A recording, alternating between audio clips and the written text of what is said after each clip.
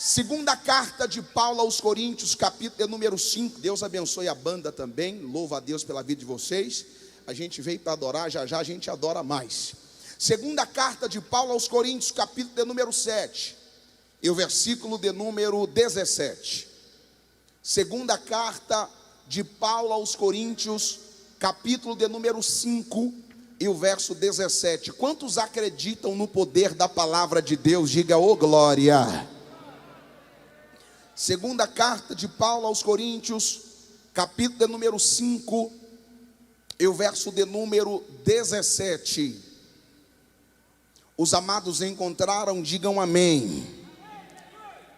Assim que, se alguém está em Cristo, nova criatura é. As coisas velhas já passaram, eis que tudo se fez novo. Vamos repetir? Assim que, se alguém está em Cristo, nova criatura é. As coisas velhas já passaram, eis que tudo se fez novo. Quem quer viver algo novo de Deus, diga glória a Deus. Então as duas mãos levantadas, diga Senhor Jesus. Abre a boca e fala com vontade, diga Senhor Jesus, fala comigo nesta tarde, através da tua palavra. Diga fala Senhor, porque o teu servo ouve. Podeis assentar. Aos que tiverem razões para ser gratos a Deus, aplaudam a Jesus e dê glória a Deus de vitória aí. Mas aplauda Jesus forte, batendo palma e dando glória a Deus, igreja.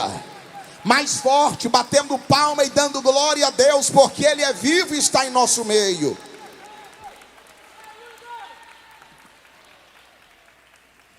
Amados irmãos, a carta de Paulo aos Coríntios, esta carta aos Coríntios é uma carta que o apóstolo Paulo escreveu aos irmãos que estavam em Corinto. Sendo assim, você, para compreender o motivo pela qual Paulo escreveu tais coisas e disse tais palavras, precisamos partir desde o início da sua história para chegarmos no contexto deste capítulo e do versículo em específico que lemos. Paulo é aquele que era uma pessoa, antes de conhecer a Cristo, agressiva. Paulo era uma pessoa prepotente, arrogante, maltratava as pessoas e com os cristãos ele perseguia-os, prendia alguns dos cristãos a fim de matá-los. E foi em uma dessas viagens que Paulo estava fazendo para perseguir os irmãos que estavam em Damasco, que ele teve no caminho um encontro com Jesus Cristo. E neste encontro que Paulo teve, ele encontrou-se com um resplendor de glória muito forte. Ele caiu por terra, e ao cair por terra, ele ouve a voz de Jesus dizendo para ele: eu sou Jesus a quem você está perseguindo. Paulo vai ser levado para a cidade, vai ser posto em uma casa dias depois deste encontro com Jesus. Um homem de Deus vai impor as mãos sobre ele, ele vai ter a sua visão restabelecida. E a partir de então, este perseguidor, ele passa então a ser alguém que vai dar uma grande contribuição para o evangelho. Paulo, ele vai dar, a partir do encontro com Jesus, uma contribuição significativa para transformar os irmãos, para edificar muitas vidas. Fato é que a contribuição que ele deu foi uma contribuição tamanha que nós, até os dias de hoje, fazemos uso e usufruímos das orientações que o apóstolo Paulo vai dar. Mas o que acontece? O porquê que Paulo agora ele está tendo uma postura diferente. O porquê que Paulo agora, ele está tendo uma postura antagônica à postura que ele tinha. É simples. Quando o homem se encontra com Jesus, quando o indivíduo encontra-se de fato, verdadeiramente, com Jesus das Sagradas Escrituras, a vida dele é rigorosamente transformada quando se encontra com Jesus.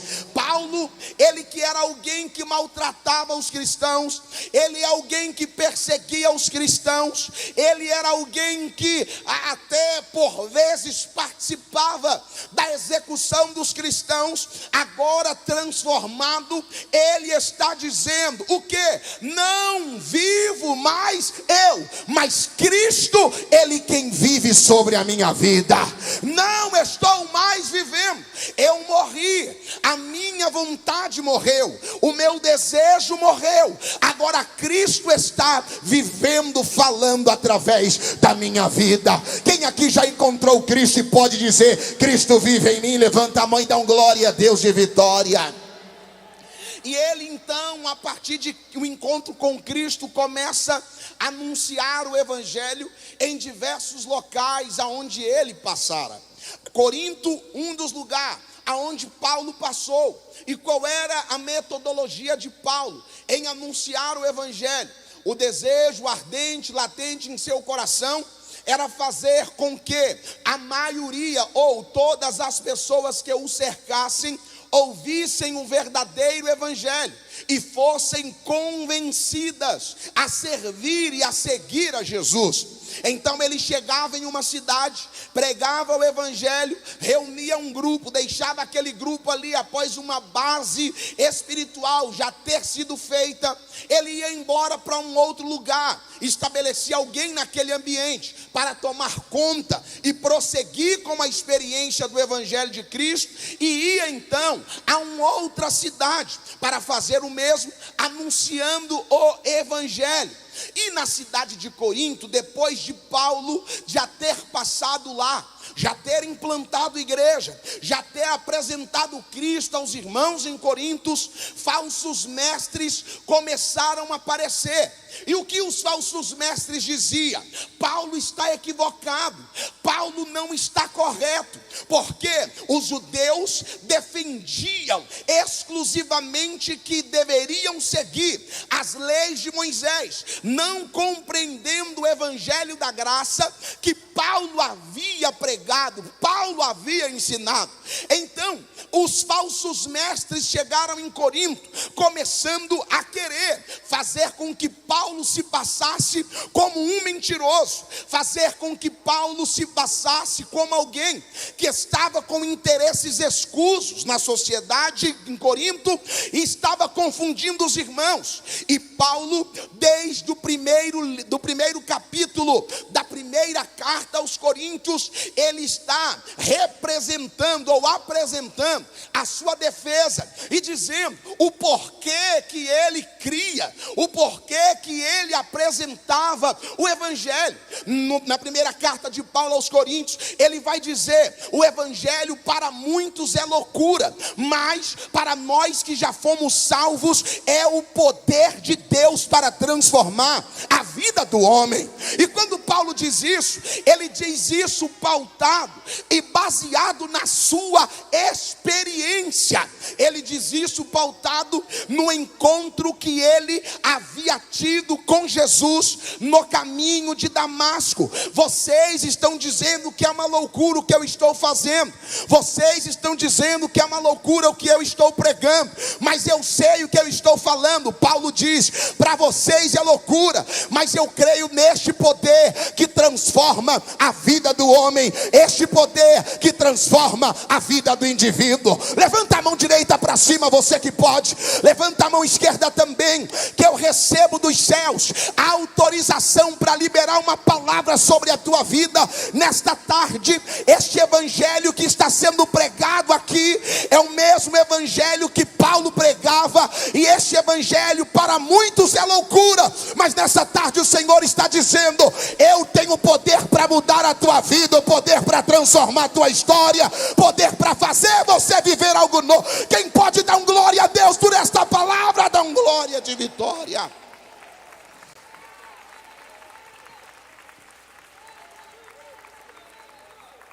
O apóstolo Paulo, ele agora está na carta à igreja de Corinto, fazendo a tua defesa e reafirmando absolutamente tudo o que ele havia pregado e reafirmando, refutando o que os falsos mestres apresentavam. Sendo assim, Paulo está dizendo: olha, eles falam que eu estou pregando por dinheiro, mas não é por dinheiro, não é por interesses próprios, não. Ele já no capítulo de número 5, no verso 11, ele já vai dizer que eu estou pregando, fazendo a sua defesa, sabendo do temor que eu tenho em aquele que eu encontrei no caminho de Damasco. Eu prego porque quero que vocês vivam também a experiência que eu tive. Qual experiência? Eu morri e eu não mais estou vivendo a minha vida, eu estou vivendo a vida de Deus a partir de hoje.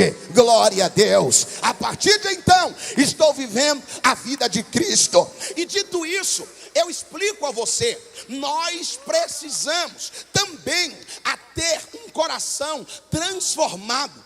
Paulo, em todas as suas cartas, ele vai deixar algo claro, ele vai deixar algo evidente. Eu estou com uma postura diferente, eu estou com uma postura transformada. Não é pelo fato de eu ter mudado, não é mérito meu. Eu fui transformado por Jesus. Eu de fato perdi a minha vida para viver a vida de Jesus. E aí você pode se dizer ou se perguntar: como eu devo fazer, pastor, para morrer para o mundo? Como eu devo me portar, pastor, para de fato Cristo viver na minha vida? Esta pergunta foi respondida por Jesus. Lembra? No Evangelho de João, um homem chamado Nicodemos perguntou: como eu faço para acessar o reino dos céus? E sabe qual foi a resposta de Jesus? Necessário é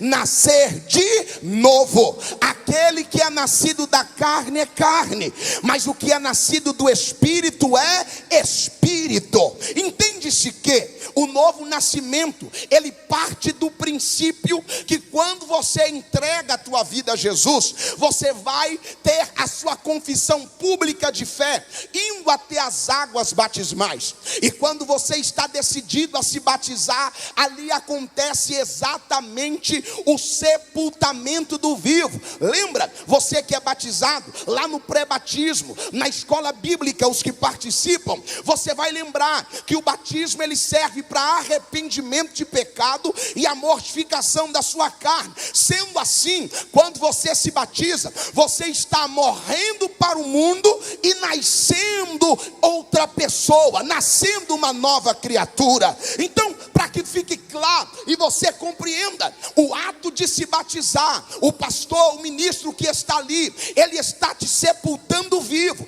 Mas quando você é imergido da água, as mães que estão aqui sabem, o sinal que a criança vai nascer é quando a bolsa estoura e começa a sair a água que está nessa bolsa que comporta o bebê. Então, quando você é retirado da água, os céus estão dizendo: aquele velho homem está ficando aí sepultado, aquela velha mulher está ficando aí sepultada, aquele homem que mentia está ficando aí sepultado, aquele homem que roubava está ficando aí sepultado. Quem está nascendo? Um vaso novo para a glória e exaltação do nome santo do Senhor Jesus. Quem acredita nisso, abre a boca e dá um glória gostoso para Ele.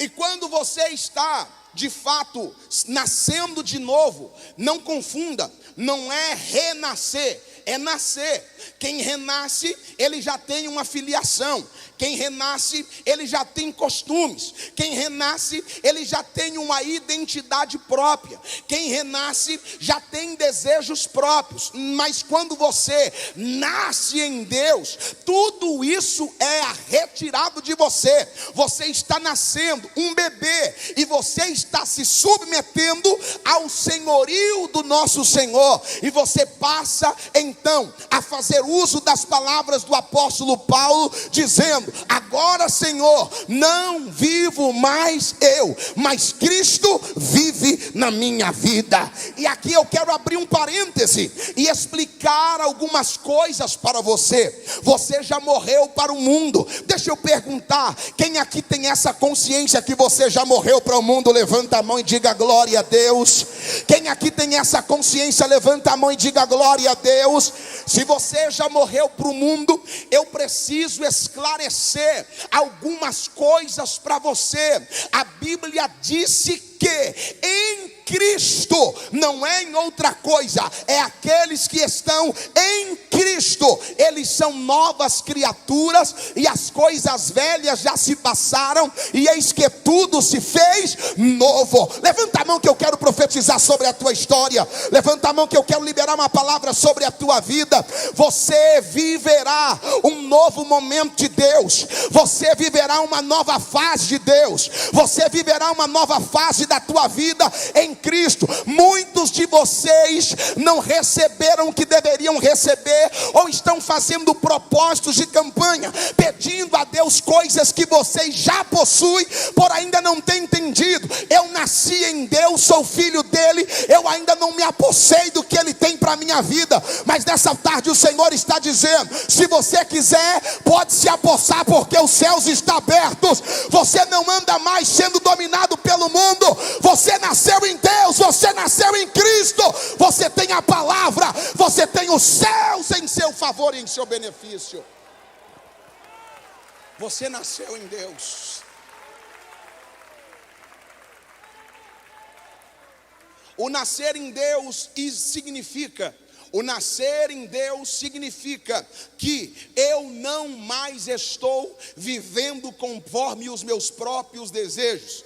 O meu nascer em Deus significa eu não mais estou andando segundo a minha carne, mas eu estou andando sendo guiado pelo Espírito. Pastor, hoje é a quarta-feira do grande mover de Deus, e daqui a pouco a gente vai orar e Deus vai mover sobre a tua vida. Só que neste momento da palavra, o que ele está dizendo para você é um mover essencial, um mover que a cruz de Cristo lhe proporciona. Não é um mover de lhe dar a cura física apenas, não é um mover de abrir uma porta que está fechada apenas, não é um mover de te dar a chave da casa apenas, não é um mover de lhe dar a chave do carro que você quer. Não, o mover que ele quer fazer em você é: decida-se me permitir ser o Senhor da tua vida, ser o Senhor da tua história.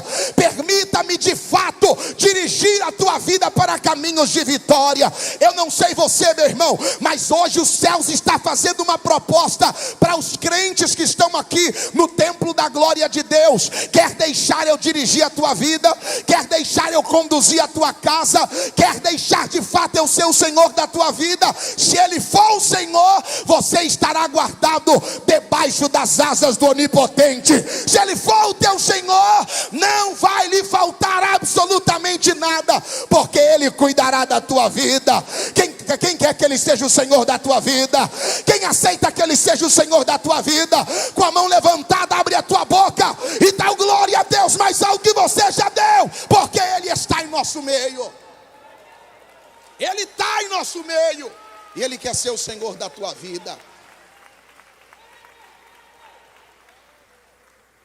Paulo agora está afirmando, Paulo agora está dizendo aos irmãos de Corintos, a mensagem que os falsos líderes estão passando a vocês é que eu estava errado, é que é necessário cumprir as leis dadas a Moisés.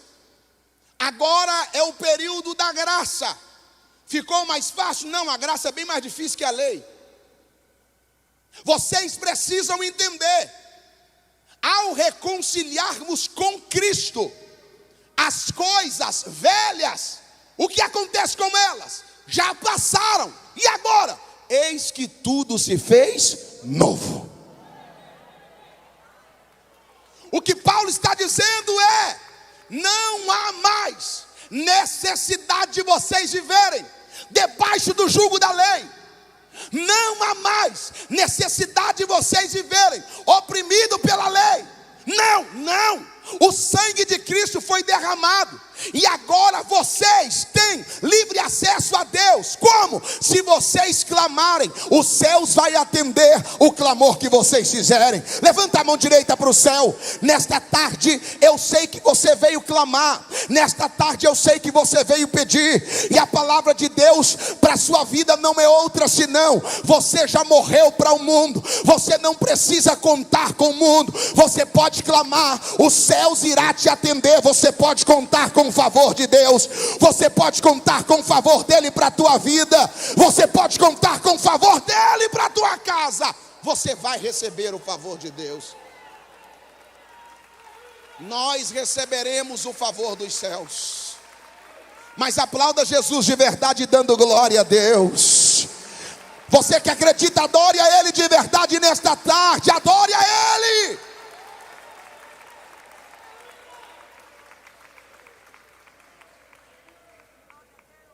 O viver para Deus, o viver para Cristo, o não permitir mais que as coisas velhas se tornem presentes na minha vida, implica em ter fé. E fé não é você orar para o paralítico levantar da cadeira de roda, isso é dom.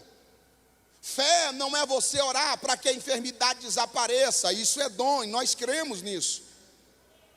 Fé é quando vocês estão indo contra o padrão que o mundo tem estabelecido, e o mundo vai dizer, o inferno vai dizer: não vale a pena ir no culto, não vale a pena servir a Deus, não vale a pena ser honesto, não vale a pena submeter a palavra. Você que morreu para o mundo e nasceu para Deus, a tua fé lhe diz: mesmo que está todo mundo dizendo contra, eu permanecerei fiel servindo ao meu Senhor.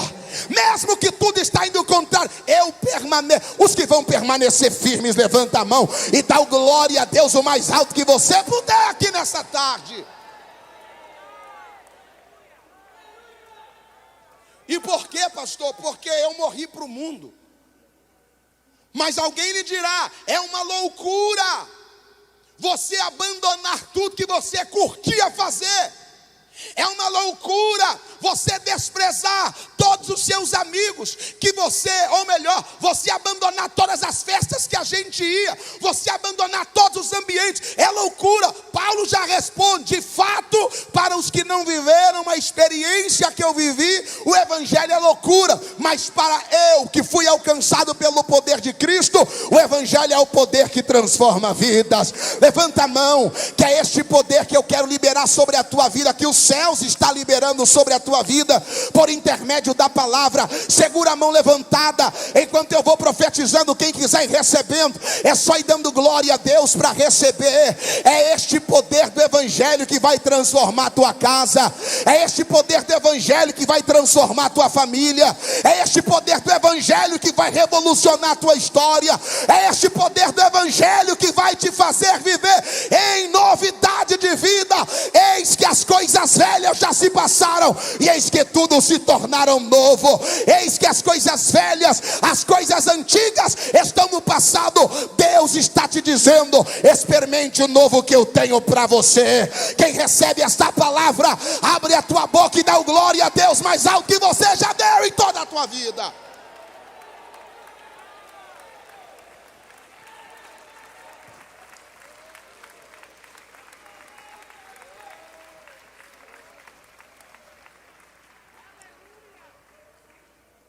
Eles estavam dizendo aos irmãos de Coríntios que Paulo estava equivocado, Paulo estava errado ensinando o que ele estava ensinando. Eles estavam dizendo em Coríntios que Paulo tinha interesses escusos. Por isso que Paulo, ele ficava ensinando e instruindo daquela forma e indo embora. Paulo, quando volta a Coríntios, ele vai reafirmar e refutar tudo aquilo que falsos mestres estavam ensinando aos irmãos em Coríntios.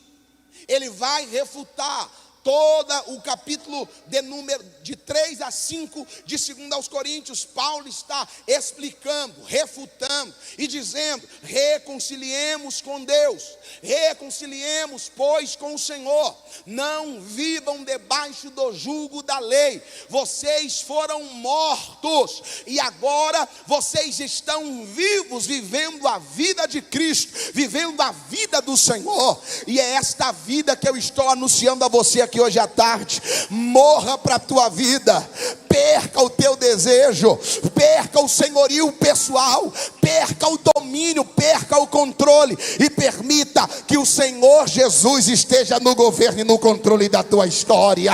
Perca a tua vida. Aliás, o texto bíblico diz que aquele que perder a tua vida por amor de mim, achá-la no paraíso. Você que quer perder a tua vida aqui, mas encontrá-la no paraíso naquele grande dia, a proposta está sendo feita e o Senhor está dizendo: perca a tua vida, perca o controle, não viva mais pelo jugo da lei, permita que a palavra entre no teu coração, faça morada e transforme você para sempre. Os transformados pela palavra, levanta a mão e dá glória a Deus mais alto que você já deu. Os que estão mortos para o mundo e vivos para Deus, levanta a mão e dá glória, um brado de vitória.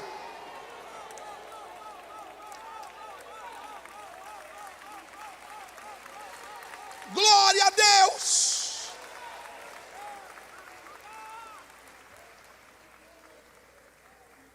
Pastor, o porquê que morrer para o mundo é necessário? E eu encerro agora esse momento da palavra. Morrer para o mundo é necessário porque apenas a sua morte para o mundo irá fazer com que o seu caráter seja modificado. O maior problema da sociedade atual hoje é o desvio de caráter. E infelizmente, o desvio de caráter, a corrupção que há na sociedade, ela também está presente na igreja. Infelizmente, a igreja também, temos pessoas que não morreram para o mundo. Infelizmente, na igreja ainda temos pessoas que o coração não foi transformado por esta palavra verdadeira. É por isso que às vezes no seio da igreja tem gente que mente, tem gente que defrauda, tem gente que rouba, porque não morreu para o mundo. Esta é uma prática pecaminosa da nossa carne, mas a proposta dos céus nesta tarde é: morra para o mundo, viva para Deus, seja transformado pelo poder do Evangelho, seja transformado pelo poder divino do nosso Senhor Jesus.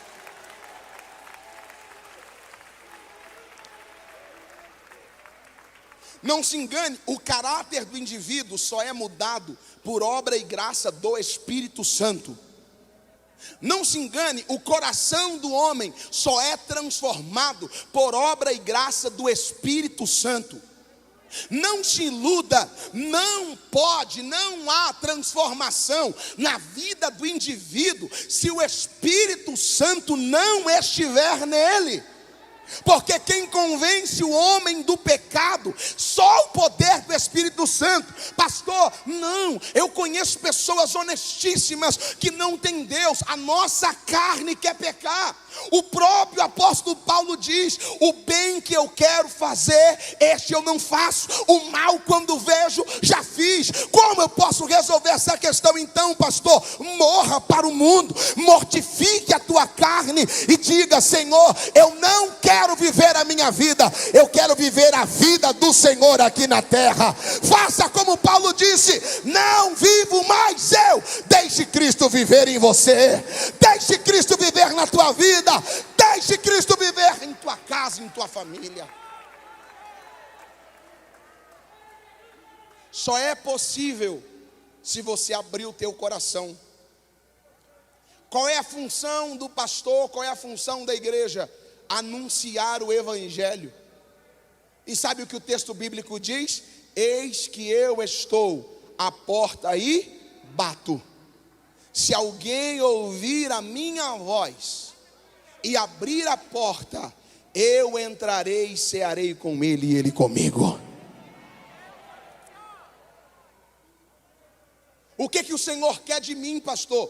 Que você morra. Ah, pastor, que eu morra? Exatamente. Ele quer que você mate a tua carne. Ele quer que você mate o seu desejo. A nossa carne é pecaminosa. A nossa carne, ela quer o mal. Por isso a proposta do evangelho é para que você morra. O seu desejo pode trazer ruína, mas se você viver de fato a vida de Deus, se prepare, aonde você passar, Deus será evidenciado, porque você não está vivendo, é Cristo que está vivendo na tua vida, é Cristo que está vivendo em você. Glória a Deus.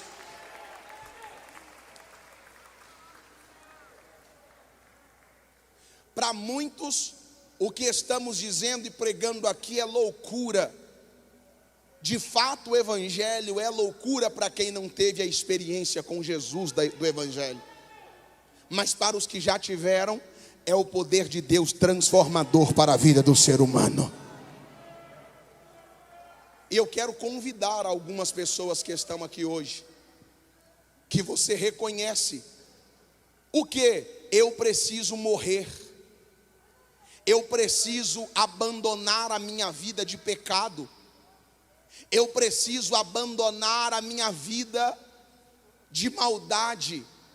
Eu preciso abandonar a mentira.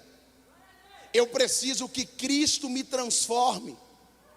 Você que ainda não se entregou a Ele, você que ainda não se entregou ao Senhor, você que ainda não decidiu de livre e espontânea vontade, eu quero que Deus mude a minha vida, pastor. Eu quero viver e andar em retidão e em santidade. Este é o momento, esta é a hora que os céus está te dando uma oportunidade para você se render aos pés dele aqui nessa tarde. Os céus está te dando uma oportunidade. Você que estava afastado dos caminhos do Senhor, e você entende, olha, não dá, eu preciso de Deus. Eu gostaria que você levantasse a tua mão e viesse aqui na frente, porque a igreja vai orar por você. A igreja vai clamar a Jesus pela tua vida. Será que nós temos a primeira pessoa que vai se render a Cristo hoje? Meu amigo, hoje tu tens a escolha, vida ou morte, qual vais aceitar? Amanhã pode ser muito tarde. Hoje Cristo te quer libertar. Erga a voz e cante. Meu amigo, hoje tu tens a escolha, vida ou morte, qual vais aceitar? Amanhã pode ser